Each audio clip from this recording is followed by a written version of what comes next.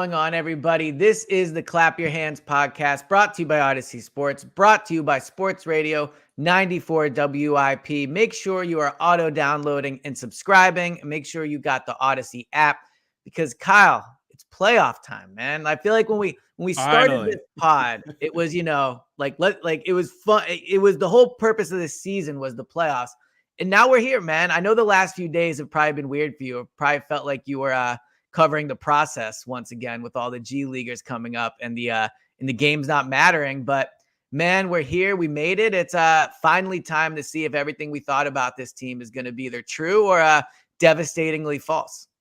Well, 2 process wins, I might add. Yes. Those are, give the Sixers a lot of credit for it. They brought in lots of backups and G Leaguers, and two-way guys, and they ended up putting forth 2 really professional, hard-earned efforts.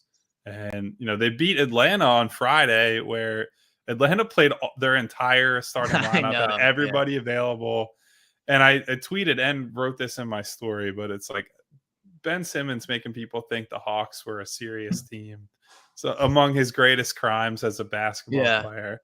Obviously, great Jaden Springer game the other night, all that stuff. But I am happy to be moving past those games and on to the playoffs. We'll put it that way.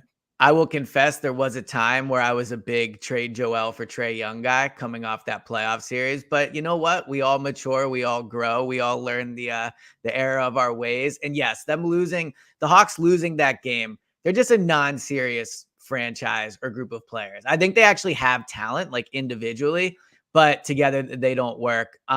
But the good thing about those wins was it did put them, I believe, over the Nuggets. So if they do make the finals, they will have home court advantage in the finals. So the process Sixers going out, the 2022-2023 G League champions, Blue Coats going out and getting a big win for the Sixers. But what I wanted to get into to kind of just start this pod off, like I said, it's the moment we've all been waiting for. This is the time where we're going to find out about this team.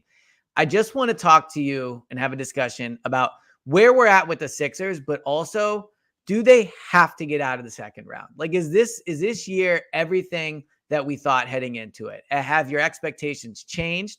And what do you expect from them in the playoffs? So, Kyle, I'll throw it to you first. With the playoffs about to begin, where are you at with this team? How do you think they're playing? And just what is your feel on them as we begin the playoffs? So they have not been at their best over the last couple of weeks. I want to say they finished the regular season like 6-4 or 5-5 in their final 10, something like that. So it's certainly not, oh man, they're peaking at the right time type of play. But I don't really think these games have mattered too much. Like, they've mattered for individual stakes and seeding and things like that. But I think you could clearly see there were moments where it was like, yeah, guys are taking their foot off the gas a little bit for the playoffs. I think the one way, or the one exception to that that we have to find out is, was Harden sort of coasting at the end of the regular season, or is James actually physically compromised a little bit? And is that going to impact him in the playoffs? Because I think that, I mean, we can't plan for future injuries and different things. Like, if Joel gets hurt, obviously the season is screwed, whatever.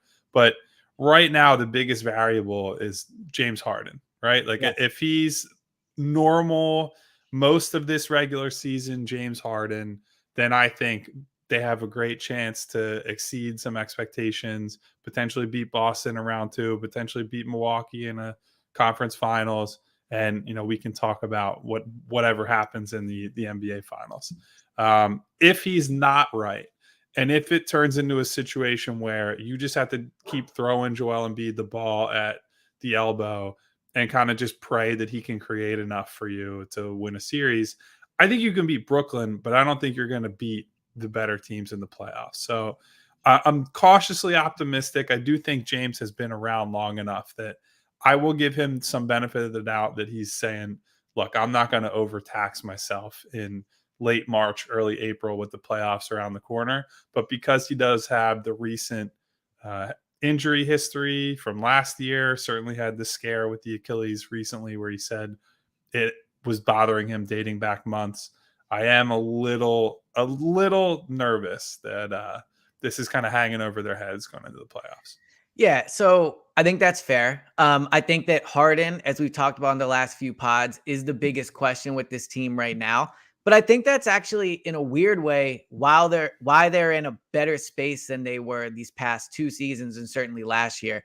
Like, I feel great about Joel Embiid heading into these playoffs. You said it when we first started to record these pods, and I think it's proven to be absolutely correct.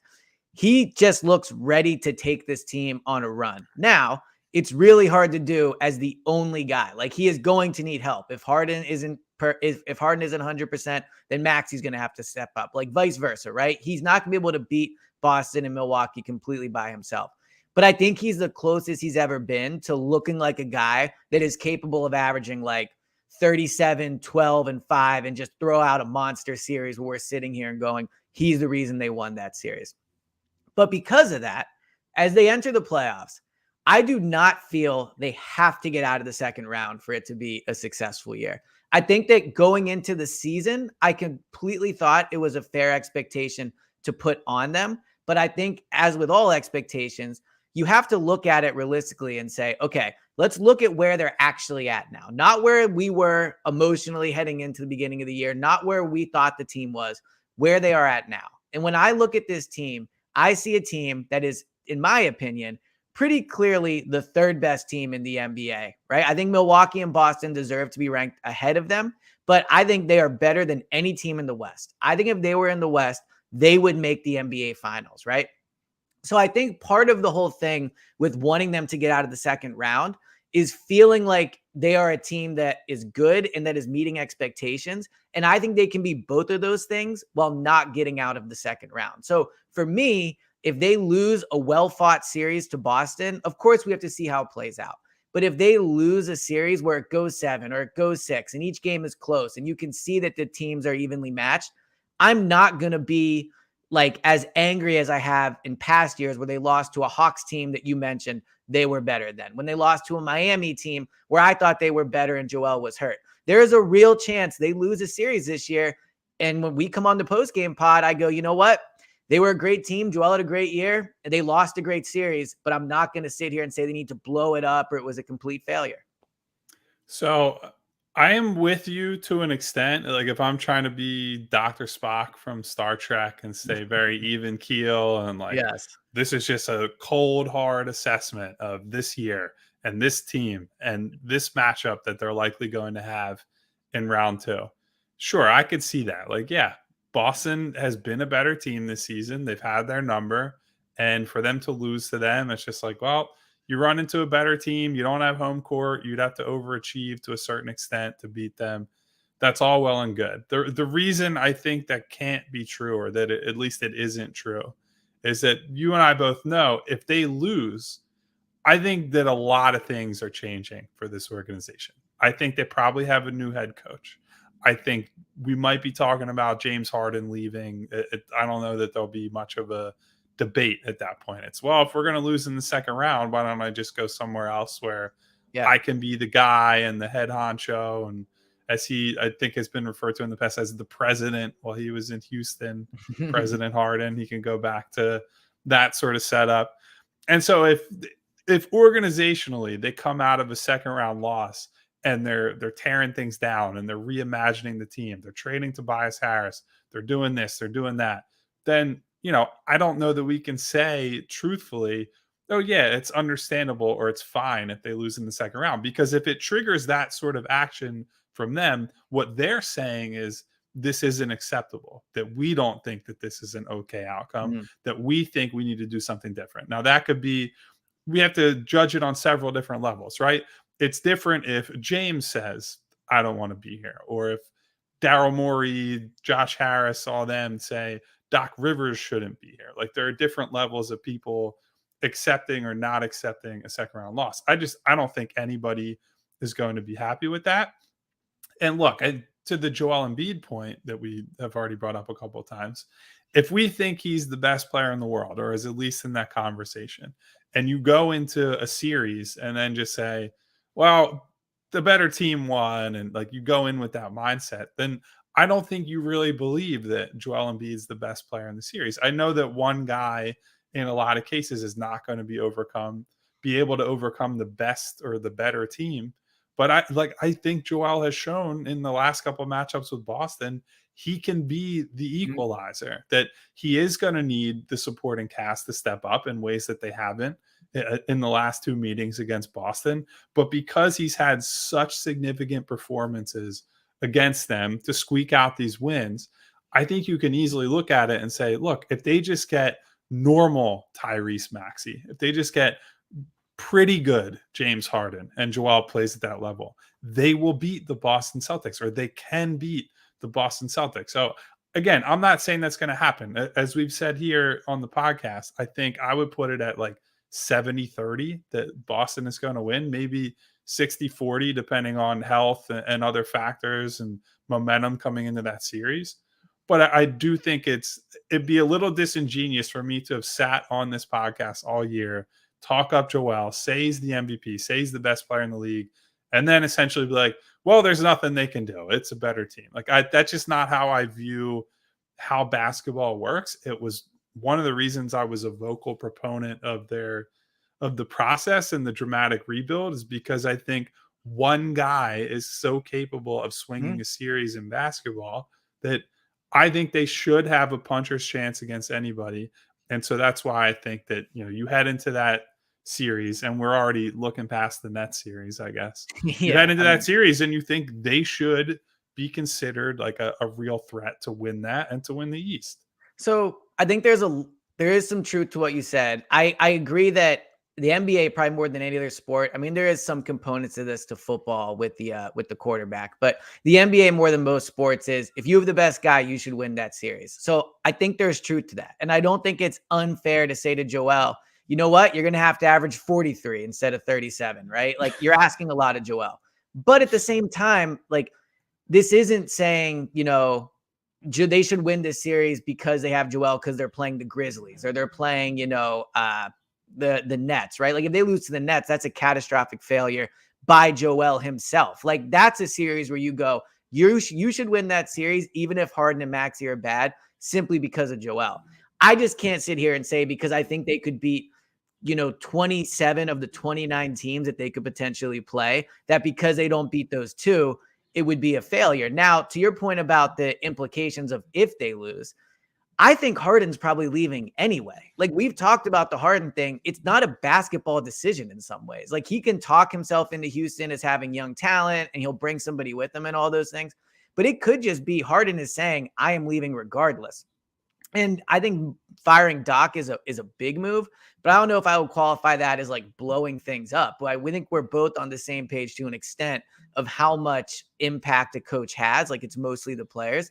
So for me, it comes down to, if you lose, are you forcing a Maxey and Toby trade, or are you just kind of bringing it back and see, I think the Harden decision, he's probably gone anyway. So when it comes to like what the pressure is, they're not going to trade Joel unless he has to be traded. I don't know how much firing Doc super matters. And the Harden thing's a little bit out of their control. So while I think the pressure is mostly just on the outside on how they'll be viewed. But I think internally, I don't know how much a loss in the second round actually changes their game plan for the offseason. So the Harden stuff has been conflicting, but I have heard from some whispers, we'll say, from around the league that people believe that it is sort of like conference finals or he's out of there. Now, I don't know. You hear like 1,000 different things, right? But I think it's really just, if it's a second round loss and he essentially makes no difference in the trajectory of this team over the course of, however many years now, then I think he looks at things and he says, all right, well, if Joel is the best that he's ever been, and I have this resurgent season and we're still capped at second round, and you look at, like, let's look at the immediate future. Yeah, Tobias Harris's contract will be expiring next year, and that's coming up, but that's another year to deal with that. If you trade him, then you have to trade him with somebody like a Maxey or like valuable guys to get off of that and turn that into just like other role players, basically. Even if you're able to pull that off without Maxey, you then have Maxey. He's going to be signed to an extension, which there's been some reporting over the last week or two that he might be expecting like a max extension, which that puts you right into, right up against the cap or over the, actually it puts you way over the cap depending on how things change here. So you're not getting cap relief in the future where you can say we're going to form a big three, like we're going to lure this guy to sign here for a max contract in a couple years or whatever it is. They're not stripping the decks and all that. So yeah, I think I would. Again, I still think if Harden went to Houston specifically, that's a loser move. But I can at least see, I can see the logic of, look, they run into Boston, who Boston has had their number for however many years as a franchise, and they're not going away. Like Boston is going to Right. be good for the foreseeable future, assuming that Jaylen Brown doesn't leave in free agency, which granted, I guess there's some smoke behind that he's kind of been wishy-washy about whether he wants to stay there. Boston hasn't Right. exactly made clear that they're going to commit to him. But under the assumption that they build around Brown and Tatum for the foreseeable future, those guys are much younger than James, certainly, and a bit younger than Joel on top of that. So they have a path to be the number one team in the East for a while. The Bucks are still relatively in good shape to contend over the next, Mhm. 3 to 5 years. And so you might just look at it and say, we have to do something dramatic or we're going to end up in the same spot over and over again. Like there just is not a lot of flexibility in the spot they're in. Now, to your point, I agree. There is a certain level of, you look at it and say, we're right there. And, with the right breaks, if we have a better regular season, Yeah. we're the 1 seed, we're the 2 seed, that might be enough because we think this group of top 3 teams in the East is the best group of teams in the entire league. And you say, if we think these are coin flip series and they're close, like if they were to lose to Boston in a road game 7 and they just say, we think we win that series with home court advantage, then fine. Yeah, I think you could certainly justify just bringing the whole gang back and running it back. And you make some very small tweaks to what you're doing. Maybe next year you develop Jaden Springer a little more. That's another athlete you throw into the rotation toward the back of the rotation, make some very small adjustments around Mhm. the edges, and then you win. But I think that's going to be a really tough sell on the fan base specifically, because coming into the year and even right now, I just think they don't really care that this is the best regular season since 2001, right? Like I think what's different about that season is that Sixers team with Iverson really struggled for a few years, or at least like was not going to the playoffs. His rookie Right. year, they obviously still stunk. They had to readjust the roster, whatever. And it felt more like a culmination of, all right, this is 5 years or so of building up to now Allen is finally the guy, and they go on the storybook run. Whereas this with the Sixers is like, okay, they've shuffled so many things around Joel and they've made all these changes, changed management, changed coaches, changed the perimeter stars several times now. And it all ends in the same place. And I think people just kind of get the Groundhog Day feel from it. And so I And think that's a pretty important thing to consider with all this. for sure. And look, I work at WIP. I'm well aware that if they lose, like the people that like the fans that will calling in will be upset and they will be mad. And I'll never tell a fan not to be mad. Like Yeah. it will be upsetting if they lose in the second round for sure, because this has been such a special Joel year. But at the same time, I think those fans would be wrong. Like it to say that this is like they would be like to say, well, Joel will never get out of the second round. Joel's the best player in the NBA right now. Point blank period. He is the best player in the NBA right now. Like you can't really let the baggage of past losses impact future moves. Like to say that they should trade, I'm not saying you're saying this, but if fans feel that they should blow it up because they've never been out of the second round, so are we really letting the Kawhi shot impact moves you make this offseason? Are we letting Ben's poor performance and, Joel to an extent in that playoff series, like letting impact future moves? Like that's my issue with the idea of that they have to get out the second round, is it feels like it's moves that are made that is ending like an era of a team, or saying like, okay, they're not good enough. But in reality, you put it perfectly. I kind of think they are coin flip series. And if not, a little like 60-40 or whatever, right? Like they're right there. And I think the one move they do make if they do lose, and this is becoming a bit of like a doomsday pod, we're talking about only if they lose. But The Toby trade is the one you make. Like, that's the one you make where you go, okay, if Harden decides to come back, we're not going to trade Maxey. Like, Toby's our piece that you move to kind of talk the fan base into saying things are going to be different. But I think fans that would call in or, tweet or whatever and say, blow it up, this team's not good enough, they're never going to out the second round, I just think they're wrong, because like the circumstances are setting itself up to the point where it's just not the reality of that statement. It's not losing to the Hawks. That's not where this team is at. They have improved. They are a great team. If you watched them all year, Joel is awesome. They are top 5 offense, defense, or, around there. Like, this isn't the team of failures from the past. Like, how do you think internally, though, that they view that? I mean, you talked about, what they could decide to fire Doc, all those things. How do you think they view the expectations for the team heading into the postseason? It's exactly what I said. Like, I think there are going to be big changes if they don't make the progress that they were hoping for. Now, I think, again, it all depends. Like, there's a big difference, as we saw in 2019, between if you get swept and going to game 7 and losing on a Kawhi shot, right? Like, Yeah. Brett Brown during the Toronto series, there's reporting that he's going to get fired as long as they lose. And, they end up, Brett makes great adjustments in that series. I think out-coached Nick Nurse, who goes on to win the title. And the Sixers all at exit interviews decide to stand up and be like, no, we want Brett back. Like, they vocally said that. Joel said that. Ben said that. So on and so forth. Jimmy did not necessarily say that, read between the lines on that one. But he at least was like, I think he's going to be here for a long time. He's got the support of the team, blah, blah, blah. So was at least like he was upfront about that. I think that was a material change. So, yeah, I mean, as far as the Doc part of it goes, we say if he coaches well and he does a lot of the stuff that I think he's done all year, then sure, there's a good chance that he's back next year, even if they lose. But it's all a wait and see thing. It's hard to do this. To your point, with all the doom and gloom, I just want to bring up, let's have a bit of positivity on the podcast. Yeah. This is the most wins the Sixers have had since 2001. That's a great accomplishment. And to do so end of the year where you're just playing all backups, and that to me is like a couple of culture wins for the team. Those are just, they have nothing to play for. All their backups are in, and those guys came in and they played for the team. Doc is really into it. Friday night in Atlanta is like high-fiving guys, going crazy. That, pal. Yeah.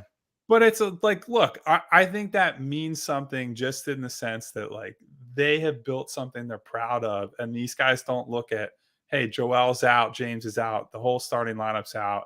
That's a reason for us to just lay down and get our asses kicked. Like, that's something organizationally I think you can be proud of on a small level. Like, it's, again, the game doesn't really matter. But those are the type of things that I think Doc and his staff have preached, that, like, we want to be that sort of team. Like, we don't want to just say we're throwing in the towel on anything. And we don't care about much other than we want to get results. We might play poorly. This might be a bad effort on this play. This guy might shoot like shit, but we're going to find ways to win. And, like, that has been the difference all season, is that this group has not felt sorry for themselves. They've dealt with some adversity. They've gone on, big comebacks that we talked about a lot. And they won 54 games. They won more than any team in the West and more than every team other than Boston and Milwaukee in the league. Like, it's been a very good season. They're a top, I want to say, here, I have it up in front of me. They finished with a top 3 offense and the 8th best defense in the entire league. That is the profile of a title contender. Like, you got to be top 10 in both, ideally top 5 if you can swing it. They are right there. They are an elite offense and I don't think I'd say an elite defense, but they have a elite crunch time defense, which we'll see how that translates into the playoffs. They are the team with the leading scorer and the leading assist guy in the entire NBA. And it's the first time I think that's happened since, I want to say, the early 80s. Team with George Gervin in San Antonio did it. I can't remember who the other guy was, honestly. But look, we could just keep going down the list. Tyrese Maxey, 20-point-a-game scorer this season, makes a leap. Could genuinely be one of the 5 best shooters in the entire league right now. And his development story is awesome. You have a lot of smaller victories throughout the season. You know, Paul Reed victory tour. He's been a better player this year. He's a better finisher, a more reliable defender. PJ Tucker has had some moments down the stretch here. D'Anthony Melton was a good pickup. Like on and on and on and on down the list. And they look like a real playoff team, not a team that has like 6 guys and James Ennis is the 6th guy as he was in Right. 2019, which what an insane thing that he was like the 6th most important player on the team. And that's no disrespect to James Ennis, but Yeah, like, no disrespect, but yeah. but yeah, look, like Oh, it yeah. is what it is. So all I'm saying is that I'm sort of agreeing with your overall point here. Like there are lots of victories and good things to celebrate from this season. Like we shouldn't they lose in game 7 in Boston on a buzzer beater. We're not going to be looking back saying, "Wow, what a waste of time this year was." Right. Like this was a special Joel Embiid season where he got to a level that frankly I would have never thought was possible for him. Like scoring 33 points a game on elite efficiency, probably going to win the MVP award. Like this has been an awesome season. I think you're going to look back at least at the regular season and say he was the defining player of this year. Like all Yeah. these big moments, all this great crunch time stuff. He sends it off with this exclamation point against Boston, a 52-point performance where he's basically the only reason they won. Like awesome season just to watch this team and watch their evolution into what I think is a more credible contender than they've been in years past. But look, the playoffs loom large for everybody. We can say all that. And your last memory is the one that sticks for people the most, as we see with, the Eagles had the fucking Super Bowl run. We're a great team. All that really matters is that they lost the Yeah. Super Bowl. But like, so, it's funny. I said like we're being doomsday. I actually think you could definitely perceive it as we're being very optimistic in saying that, look, they could lose a second round and this year is still a success. And you bring up the two wins they had over the weekend where nobody played. I know it is a small thing, but I actually think if you wanted to dive into it, it is a big deal in the way that this team is in a really good place. They're in a much better place than they have been in a really long time, just in terms of how the franchise is running, who's running it, how the player, like all those things they've been so much better than they have in past years. And on the flip side of that, and I'll contradict myself, you are right. Like playoffs are where legacies are made. There's a reason I think Mike Trout's extremely overrated because he's never done it in the playoffs, right? Like, so ultimately, well, I can sit here and say Joel's awesome. They had a great year. I mean, they'd have to be pretty bad in the playoffs for me to change my mind. But you are also right that like sooner or later, you just have to get out of the second round. It just, for me, it's extremely frustrating to think that the reason they could not get out is because they're going to run into two of the best teams that are essentially coin flip series. Like if they lose in the second round, that's what it'll go down as, but it won't feel like a second round loss to me. It'll feel like they lost to one of the best teams in the league when they played them, which is frustrating on when it happened. But that is but it doesn't carry the same emotional disappointment, I guess, as it would in past years when it felt they lost to a better team. So, but of course, to get there, they have to play in the first round. So maybe it's probably it's probably time we bring up, I don't think we've said their name outside of just casually, but the Brooklyn Nets are going to be their first round opponent. Watching that Heat game, and I know Doc Rivers called it like exercise after, so I recognize they weren't trying their best. But man, I think they would have beaten the Heat for sure. But I think they're so lucky they got the Nets instead of the Heat. I think it's going to be such an easier series. I think the Heat would have been grinded out tough games at very least. So just overall, I guess, what are your initial thoughts on the Nets? And if you have a preference of opponent take as well, I'd be interested in that. No, yeah. I mean, this was definitely the preferable matchup to Miami, just in terms of the Jimmy Butler factor. Playoff Jimmy is genuinely a thing. We'll Yep. see how that plays out. Assuming they make the playoffs, by the way, they do have to win their play-in game or potentially multiple games if they lose the second one. But I'm not expecting them to lose 2 straight against. No. Who is it that they're playing? Atlanta, and then I guess we'll see from Toronto and I forget who I have to look at the standings to see who the last spent team so is. much time this past weekend looking at like the West because it was so crazy that I almost just completely overlooked what was happening with the play-in tournament with the East. Yeah. So look, I think if you look at Brooklyn, they're sort of a basketball hipster's dream. It's like, oh my God, they have so many guys. And it's like, yeah, but they don't have a guy or the guy. And I think where you look, if you're trying to be an optimist for the Nets, is, oh my God, look at Mikal Bridges' numbers. And they're awesome. Like, he's scored, I want to say 27 points a game since Yeah. joining Brooklyn on good efficiency. And that's all well and good. At the same time, he's not creating for basically anybody else, and they have a bottom 10 offense in the league during that time period. So that suggests to me, it's like, yeah, he can get his if you make him the guy.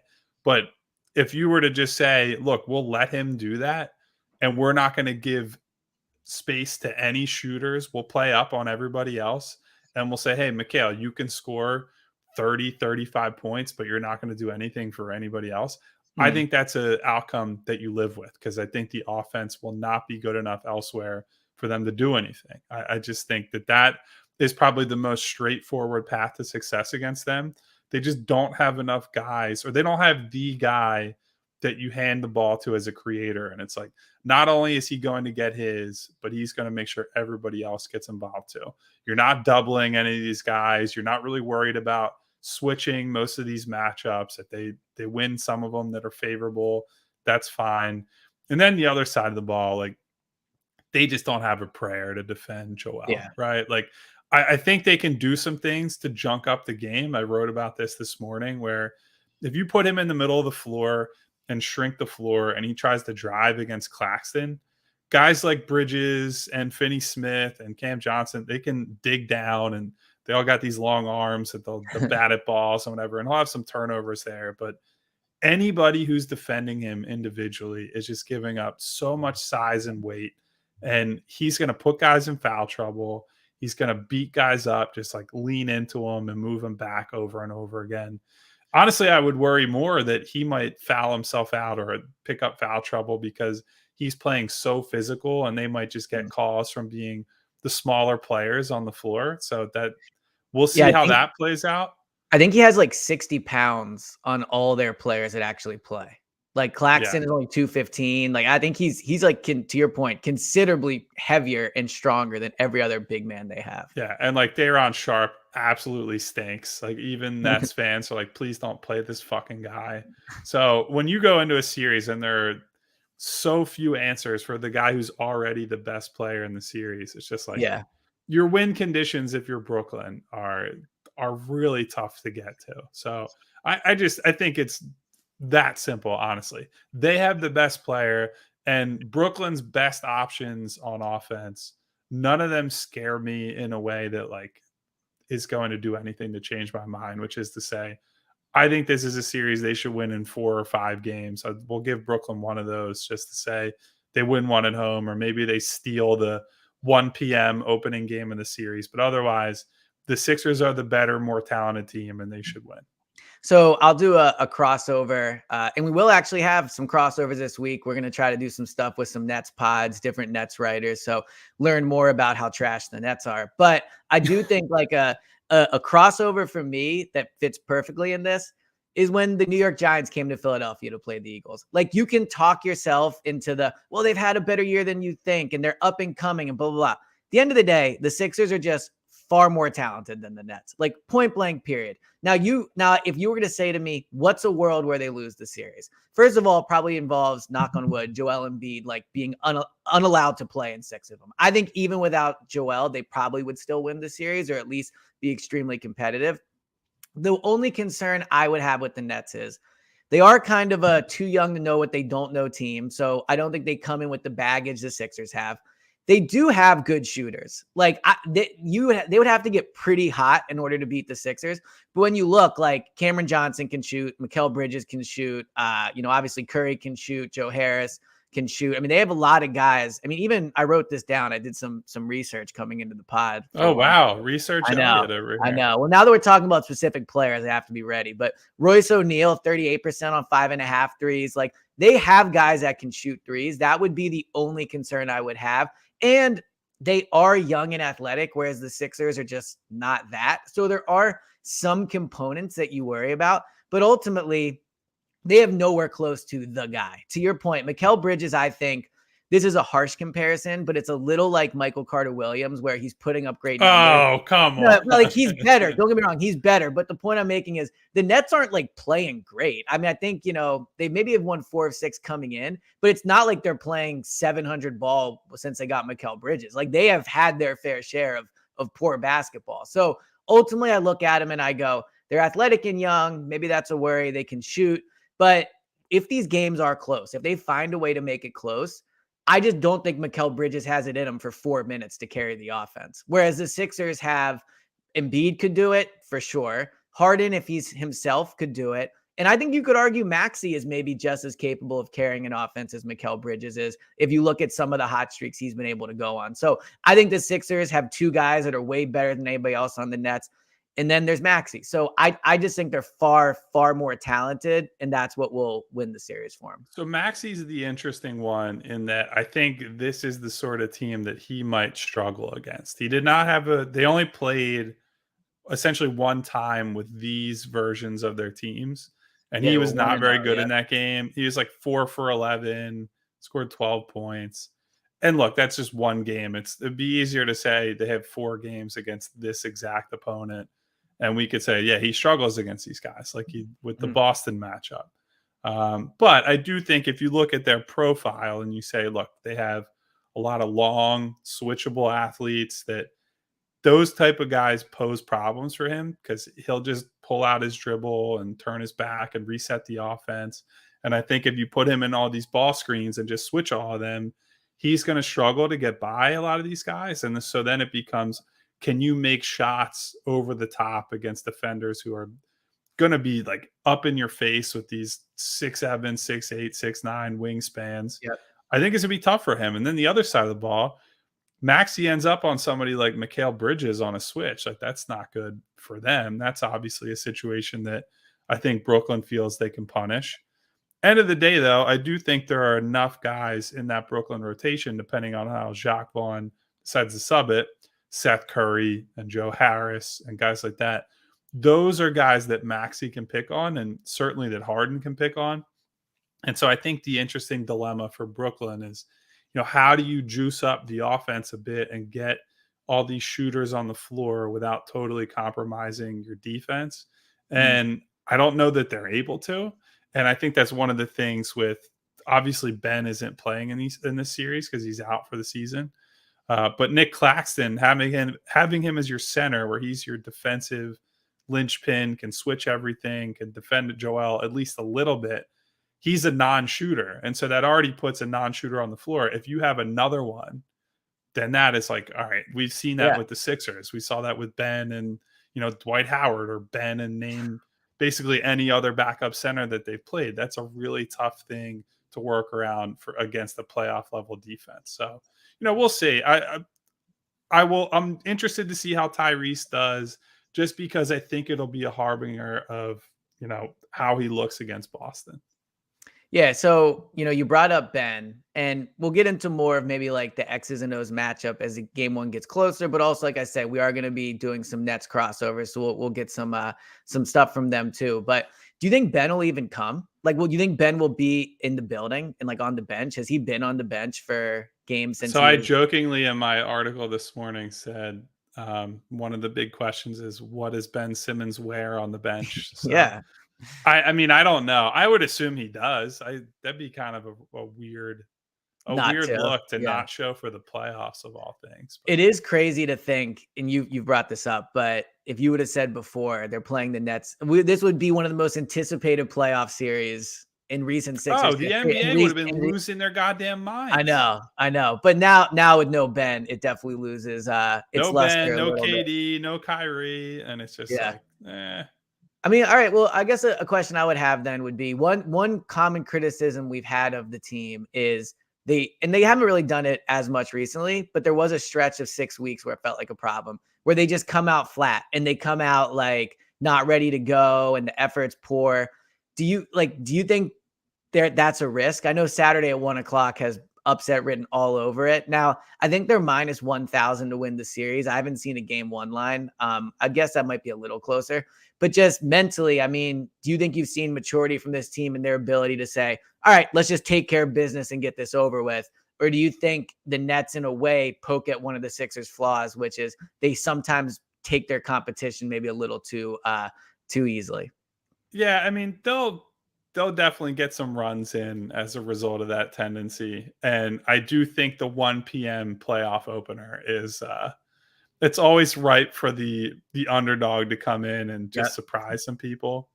Um, I Didn't the don't think Wizards that win means game one? Or am I wrong about that? I feel like well, they've I lost want like to every single year during the DeRozan Lowry era in Toronto, they lost game one in the first round. It was like clockwork, and then they yeah. would win the series anyway. So there are some teams that just game one they come out flat, and they need to be punched in the mouth once to be like, all right, we got to get our asses in gear here. So Mm. I'm not going to throw the baby out with the bathwater if they lose game one. I don't think they should. I think this is a series that they should be able to win in 5 games or less. I mean, if you told me they swept Brooklyn, I would not be surprised. Yeah. But knowing their tendencies and saying everything I have about habits and not being able to shake who you are after a long regular season, I do think there's some sneaky potential for Brooklyn to get one in early. And then, you win one on your home floor. Not that Brooklyn has like a great home court advantage or anything, but no, they could make it a tough 6-game series, I think. Well, the visual of Joel having a mask on against Miami is making me think like, get this thing wrapped up early and get Joel on the bench. And in these games, if you are a big, get him off the court, because as much as we can, say don't take the Nets for granted, like whatever, blah, blah, blah. The main priority of this series is just to get it over as soon as possible, get out healthy, and get rested for the second round, right? Like if this thing goes 6 or 7, I mean, God forbid 7, but if this thing goes 6 and you're exposing Joel to more injury, you're putting more minutes on his body, like all these guys, Harden too, right? With the leg injuries he's dealt with, you just have to get this thing over with quickly. I don't think this is about like, you want to play great because you're going into a tough series and you want to be getting good reps in together as a team. But ultimately, this is about get out, get healthy, and just get ready for the second round. It would be a real shame if this ended up being hard minutes on Joel and Harden's body heading into the second round. Yeah. And look, that's how it should work out. This is a mediocre team. I don't that's just the fact. It is. Like And they might not even be mediocre, honestly. They might be like below mediocre. They're a young team that has no track record of winning with no star, that is just a bunch of role players. Like right. it If is you add what it a is. star to this team who could be the guy, then okay, great. And you didn't take anything else away, but they just Right. that's not the situation they're in. Yeah. Since Mikal Bridges and these guys joined the lineup, there's something like the 23rd best offense and the 17th best defense. Now, worth noting, during that time period, the Sixers are like 16th on defense, Right. but also have a top 3 offense and have the best scorer in the NBA and James Harden and so on and so forth. So nothing about their profile says this is a team. It's not like in college basketball where you head into the tournament and it's like the seeding's funky, but Ken Palm says this team is actually like the 10th best team in the country, and then that team goes on a run. Like none of the underlying stuff says, oh man, the Nets are a sleeping giant. The underlying stuff tracks with what we think. They're a middle of the road Eastern Conference team with no like clear cut A+ playoff level star. And that is the sort of team the Sixers should be able to dispatch relatively easily. Well, and that's why, to kind of put a bow on this before we get into MVP, like had they gotten the Heat, I think they would have won the series, but there would have been the underlying stuff of like veteran team, has won in the playoffs, has a guy you worry about, has given this team trouble. Like there are things that you could point to that are beyond the Heat have been bad at basketball this year, right? Like the Heat are bad at a lot of things, but there's a lot of those components. The reason they're the perfect team is because they're inexperienced, they're young, they don't have the guy. Like they also don't, to your point, have those things where even just from a narrative perspective, you can talk yourself into it, right? Like if you're not a hardcore basketball guy and you're just simply looking at it, you go, oh yeah, they're in a completely unproven team that has nothing. Whereas with the Heat, you would go, well, they've played good, blah, blah, blah. So I think that is one advantage for them as well is the Nets just don't have anything that should really give the Sixers problems off the court from a narrative perspective as well. So as I mentioned, we are going to have Nets people on. We're going to do pods on those. Anything else you want to say about the season or the series before we move to MVP?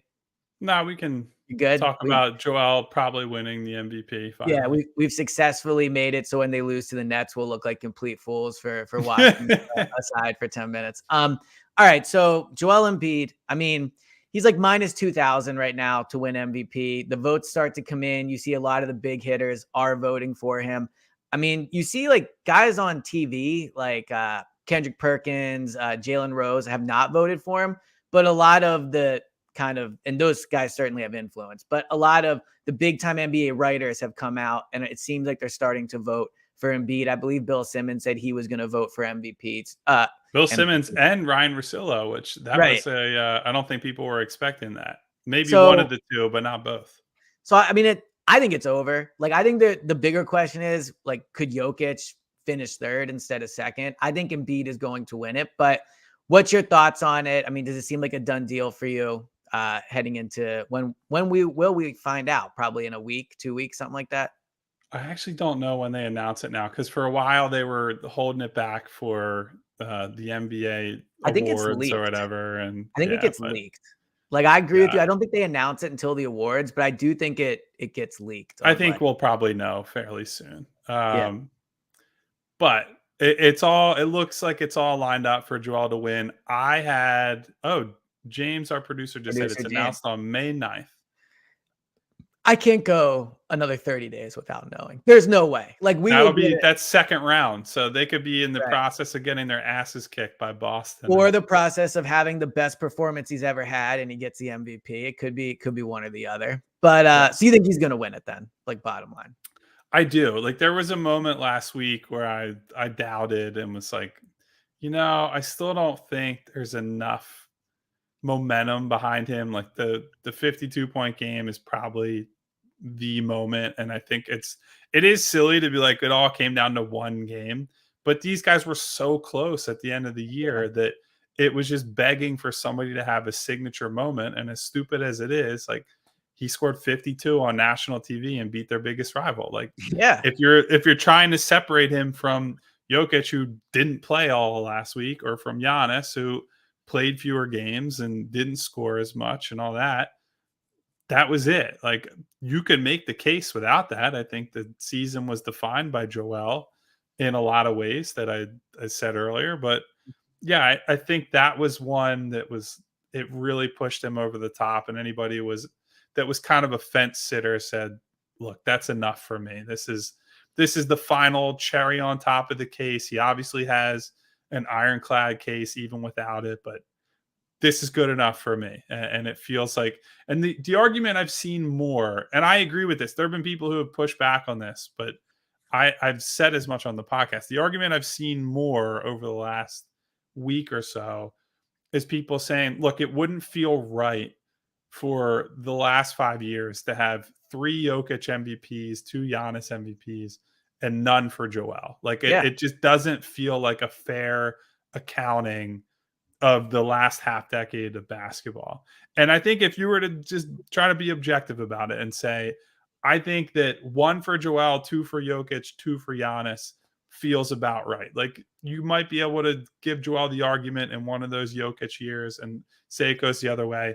But I don't think any of those guys have been dominant enough that they should have a clear giant lead over the other guys in MVP awards. And I think Joel has been right in that best player of the regular season type of category, that he deserves this, has earned this. And I think that has become a compelling argument to all these people that are voting on the award. They say, look, I don't really know if there's a quote unquote right answer. So maybe the right answer is just give it to the guy who's been close and has deserved it, but has gotten beaten out by another deserving candidate. I think that's totally fair.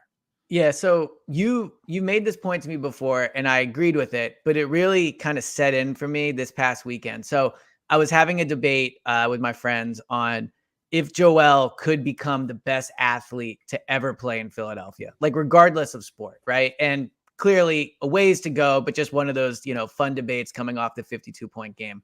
And as part of having that, I was looking on, Pro Football Reference, Pro Basketball Reference, and Wikipedia pages. And when you pull up Wikipedia pages for guys that I just didn't watch, like, it is, when you just look at what they've won quickly, it does make you realize how much these things matter, right? Because we can sit here right now and parse the difference between Jokic, Giannis, and Embiid and say, this is his strength, this is his weakness. He did that in this game. This was their head-to-head. But in 20 years, there will be people that are debating some young guy that I'll probably be saying, no, you never watched Joel, but they'll just pull up Joel's Wikipedia page and go, well, you only won one MVP and never got out the second round. So I do think that while we can, in the moment, debate how much these things matter, it really does matter for his resume and his legacy that he gets one of these. Like, he's deserving of one of them. And I think in 20 years, the kids that look back there, that at that point look back on his career, it deserves to have an MVP on his resume, on his pro basketball page, on his Wikipedia page. Like, it's just fair. It's fair that he gets it. He's earned it. I'm happy for him. Like, I was debating also this with some other people. If you think about Philly sports recently, there's been a lot of stars that have come and gone, like Carson, in and out, right? Bryce has come into the city, but there's not really any drama with him yet. Joel, for being in such a major sports market, has lived through so much as the main guy, like coming in and being hurt and then being awesome and then riding through the process and then almost winning MVP and then not, and then like all this baggage. So I think for a city that loves sports so much, it's been hard to have one person to like really attach to, right? Maybe Jalen Hurts will end up being that. But I think right now, the moment of Joel winning MVP is something everybody should be very happy for him for. He's been through a lot. He's been through some really fair criticism, some unfair criticism. He's carried the weight of a major market on his shoulders for a long time, and he deserves it. So, we obviously talked about this a ton on the pod, but as the moment comes closer and closer, I do think like the city should be extremely happy for him. And I really hope people don't do the thing, well, we'll get out the second round before it matters. Like, no, this is an awesome moment that he's really deserved to fully enjoy without any, naysayers trying to ruin it for him. Well, and you didn't even bring up the personal stuff too. Like, he lost his younger brother while he was experiencing all those lows with injuries, and he's just like sitting in a high rise in Philadelphia doing nothing, depressed because he lost his younger brother, and he's saying to himself, like, I came here to America to like chase this dream, and I'm just sitting here injured and can't do anything as I'm losing family members. And he goes through, like I said, has been on the record, like he thought about just like quitting basketball. And so to go from, it's just an amazing story. This guy is plucked out of Cameroon, comes to the States, has basically never played organized basketball. And he goes from a guy who, if you look at some of the low light reels in high school where he like dribbles past the backboard and then throws it back and all that. And he's like 150 pounds lighter. Yeah. To this dude who is the first center since Bob McAdoo in the mid 70s to lead the NBA in scoring in consecutive seasons, to potentially win an MVP award. It's just like, all this stuff is so crazy if you just think about it and from a big picture perspective. And so, look, I know we're all gonna, if they lose in the second round, none of this is gonna be on the minds of people in Philadelphia. But I do think it's like, for Joel specifically, it's been such a long road with so much work, so much criticism. I mean, there were moments in the 2019-20 season that a lot of people were like, get this guy out of here, trade him, wanted to keep Ben over him. Me included, not the Ben. Let the record show that I was never in that contingent, despite the fact that he did not have his best year that year and that Ben played very well with Al Horford. I never wavered on Joel's the best player, and you don't trade the best player. So look, he's gone through all that, including within the city. And I think he's the only guy on this team and within this franchise that seems to have like the unwavering trust from the fan base. Like, they know they're going to get what he has to offer. If he has a broken face, if he has a torn meniscus, that this guy's played through so much. Like, he was not his best in that Hawks series, right? That they lost. Like, he was culpable in a lot of respects for that loss. With a tear in his meniscus, the guy averaged 30 points a game and Mhm. like is still in game 7, despite his issues, scored more points in the second half of that game than Ben Simmons scored in the final 2 or 3 games of the series total. Like, Yeah. he gives you everything he has, and he says everything that's on his mind, and he's honest in ways that many athletes and many people for that matter just aren't. And so I will be happy to see him get his moment in the sun. And then I hope that he can give everybody the sort of playoff run that we're going to remember. Like, that'd be a cool thing as a media member to experience, for the fans to see. Like, I Mhm. remember everything about that Allen Iverson 2001 run because that was a big part of me getting into basketball in the first place. It was just such a cool thing that the team that's on all the time as I'm growing up ends up going on this, like, wow, they're up against Kobe and Shaq in the finals, and the Yeah. whole world is watching them right now. Like, that stuff is very cool. And so my hope is that Joel can create that sort of memory for, bunch of kids who are just starting to follow the game right now. So real quick, and then I have one more NBA question for you. The one thing I hate about the NBA awards ceremony is like the memory I have of Iverson holding up that MVP trophy in front of the crowd and everybody going crazy. Like, all MVPs deserve that moment. Joel deserves that moment too. The fact that he's going to get his award, if I'm not mistaken, at an award ceremony on some theater in LA. I think he deserves an MVP moment in front of the fans. And I hope he gets that. But to what you were saying about Joel, like, he's had a great career, like, objectively. He has had a great career prior to this year. But do you agree that this is a year he became an all-time Philadelphia athlete? Because even though he's been great, I think this is the year where you mentioned he has unwavering support of the fans going into these playoffs, right? I don't think it's been anywhere close to that in previous years. And I think you could even debate now if that's the case. But I do feel like things changed this year from him being a great player to being somebody that the city fully, as close as it'll get to, being behind and being a guy that is on those lists of top 10 all-time Philly athlete, top 3 all-time Sixer. Do you think this year was that change, or is maybe that just my personal I opinion? still think I would say the older generation is probably more resistant to trusting him because, look, when you're younger, you just blindly, and I include myself in this, you just kind of blindly support whoever the guy is for Right. whatever their flaws are. And I do think there's more of a level of prove it from people who have been around the block and are like, look, yeah, this guy's been great, but I've seen Barkley and Iverson and whoever, and those Like guys Dr. were J, and that's kind of it, Hall. though.